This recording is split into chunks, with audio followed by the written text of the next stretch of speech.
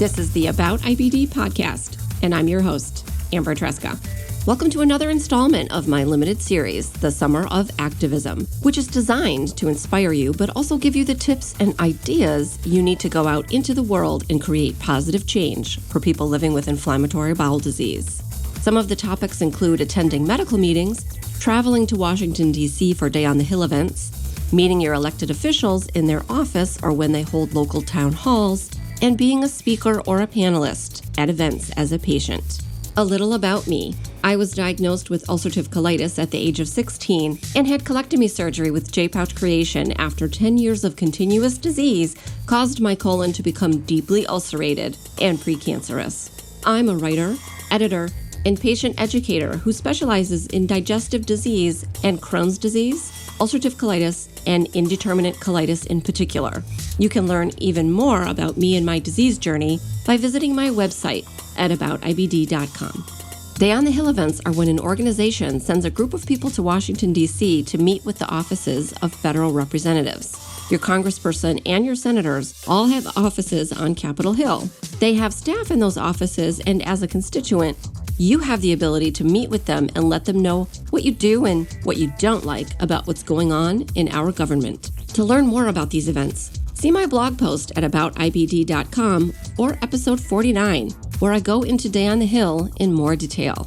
To give a different perspective, I asked Jaime Holland of Pretty Rotten Guts to tell me about her participation in visiting Capitol Hill and what she took away from the experience.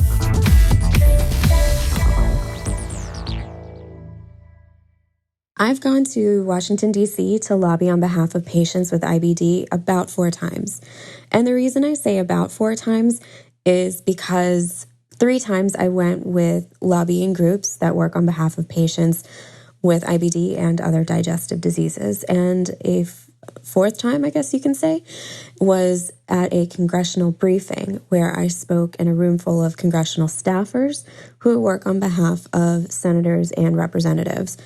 These people usually are the healthcare policy influencers for their boss, and it was very important to share my story, share my thoughts on the issue that was at hand. And at that point in time, it was the ACA and whether it benefited patients with pre-existing conditions and those who have lifelong pre-existing conditions due to chronic illness. Jaime faced a situation many of us with IBD did prior to the passing of the Affordable Care Act. We were not able to obtain health insurance or quality health insurance because we had a pre-existing condition. As we all know, receiving regular care from a gastroenterologist is really key to bringing IBD under control. Not having insurance meant going without necessities like seeing a doctor or getting prescriptions filled. The outcome of that usually meant that the IBD was not getting treated. Reflecting on that experience was what started Jaime on the path to activism. It's important to me to make my voice heard in government because I know for a fact that my health deteriorated the way that it did because of policy. Before the ACA came into effect, I was not able to obtain decent health insurance due to having a pre-existing condition. Once the ACA was passed, I was able to get my own personal health insurance without having to do it through a corporate entity. However, it was the most expensive thing I've ever had to pay for aside from a mortgage. It was actually more than my car payment. I didn't know at the time that I could go and speak at my state's capital or that I could go to Washington, D.C. to speak to federal lawmakers and their congressional staffers. I wish I had known more of what I know now because I think I would have been a louder voice from the beginning. But I think I can say that a lot about my Crohn's disease journey in general. I know they teach us that we can go and speak at the people's house, but that doesn't always register until you really need your voice heard or know of many other people who need their voices heard. Walking into your representative's office on Capitol Hill and meeting with a staffer can be a stressful experience, especially when you're doing it for the first time. This is partially because you have no idea what to expect. Plus, most of us with IBD are used to keeping our stories to ourselves. We face significant stigma in our everyday lives, and it's often the case that the people around us, quite frankly, get as worn out by these diseases as we do. Opening up to a complete stranger can bring out many different emotions, as Jaime explains. I'm not going to lie, and I'm not going to sugarcoat it. I was a nervous wreck the first time I met with congressional staffers and told them my story. And the funny thing is I had told the story so many times before to pharmaceutical executives, marketing people, public relations people who work for some of these companies.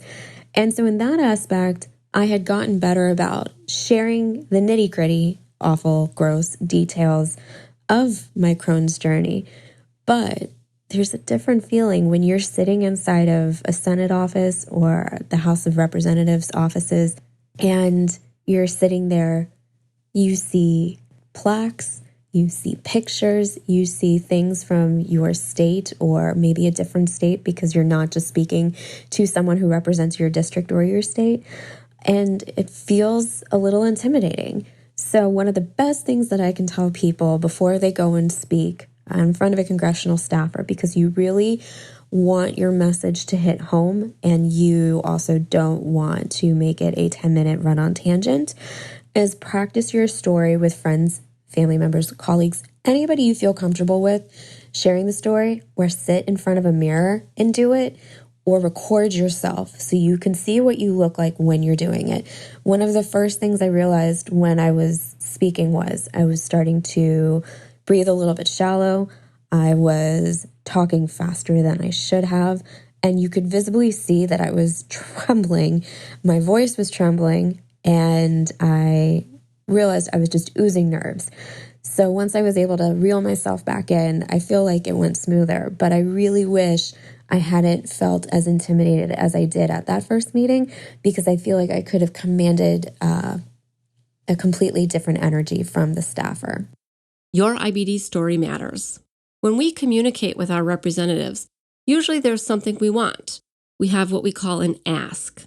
The ask could be to support a piece of legislation or to support more funding for research. You tell your story to help explain why it's important that a bill gets passed, or why there should be more funding available for IBD research. While you hope you get a positive reaction to your ask, sometimes a meeting can go differently than you expect. When I've told my story, I've received several different kinds of impacts. The different kinds of impacts that I've seen on the faces of staffers range from tears being shed, shock and disbelief,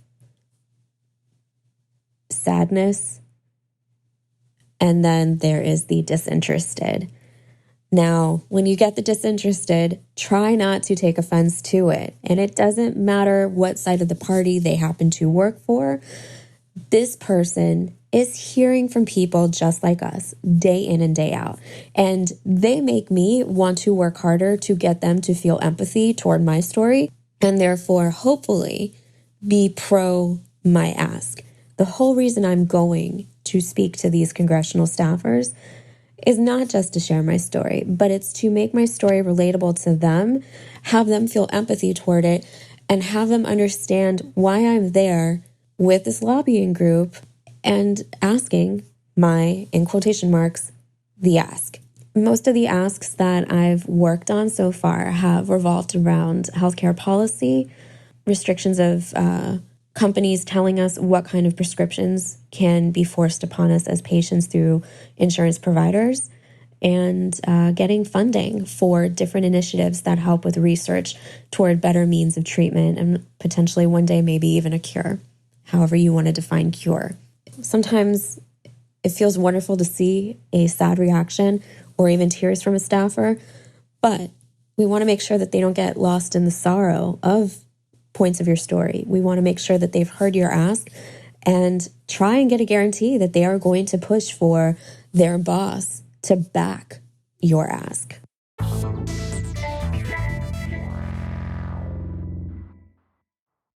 I don't have to tell you that traveling isn't always easy for people with IBD. Jaime lives with a few different autoimmune conditions in addition to her Crohn's disease. So she has some practical advice for anyone who has concerns about coping with the long day of walking around the Capitol. Some of the challenges that I've had to cope with in order to make this trip involve mobility. I have swelling in joints from walking too much or standing in place too long due to arthritis. That's a side effect or extra intestinal manifestation of Crohn's disease, as well as psoriatic arthritis. And walking in the buildings, walking in Washington, D.C. in general has been an issue for me in the past. So I definitely try to pace myself. I do bring anti-inflammatories from my doctor with me. I do keep a prescription for emergency steroids if things get out of control, which thankfully I haven't needed to use, but I try to make a plan with my rheumatologist before going on these trips to try and mitigate the issues. And one of the things that we've also discussed is the fact that I can rent a mobility device and have it delivered to my hotel. I even did that with my mother-in-law for our wedding, which is unrelated to lobbying, but it was a good reminder to me that I can do the same for me for self-care. Just because you're intimidated about traveling and doing a lot of walking doesn't mean that you can't. Another thing that I really think a lot of us don't consider for these trips is hydration. So keeping a bottle of water with you at all times is really good because, again, it's a lot of walking. And just because certain times of year are super cold outside of the House and Senate buildings underground and in each of the buildings, they are heated, and their type of heat can suck the moisture right out of you.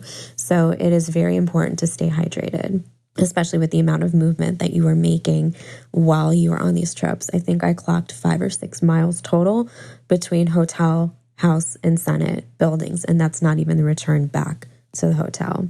And for those of you who are concerned because you still have accidents due to your Crohn's or ulcerative colitis, don't be intimidated. Pack your extra clothes like you normally would. You're allowed to have a backpack. You can do everything that you would do on a regular day and still have your voice heard on the Hill. I asked Jaime if anything surprised her about DC, and her answer was interesting because I felt exactly the same way she did. We've all seen the shows on TV that are about Washington, and when we go to Day on the Hill, we prepare before we go so that we think we know what's going to happen and where, but then we're still caught off guard. What surprised me about the congressional offices is that no two offices are alike. Some offices are very small. Some can be in more than one room. And when I say that, it means that when you walk through the door, that there's some staffers that happen to be in a multi-room office, but then across the hall, they may have more office space. It definitely, and the buildings are old, so people are making space where they can. But another cool thing, I went to a congressional staffer's office for I think it was a senator who had been in office for longer than anybody probably should. And they had a 2, possibly 3-story office. And I had absolutely no idea that that existed. And it was pretty cool to be there. But at the same time, being a person who has arthritis, I had to walk up those steps. They are not handicap friendly. And I was very nervous going up the steps. And I was equally nervous going down the steps because these buildings are old and you will always see them under renovation. But there are just some things that cannot be renovated. And I believe those stairs may be one of them. So it was interesting to see that. And if you are somebody with mobility issues and you wind up in one of those offices with the stairs, that's when you need to advocate for yourself and say, I'm sorry, I can't take this meeting up the stairs. Can we take it in the hallway, or do you have a conference room available somewhere else that doesn't involve steps? And they are usually more than accommodating. Going to Washington and being an IBD activist has been one of the most rewarding things along this journey. It's made me feel like I have a small bit of power over something that I've very much felt powerless with since my childhood.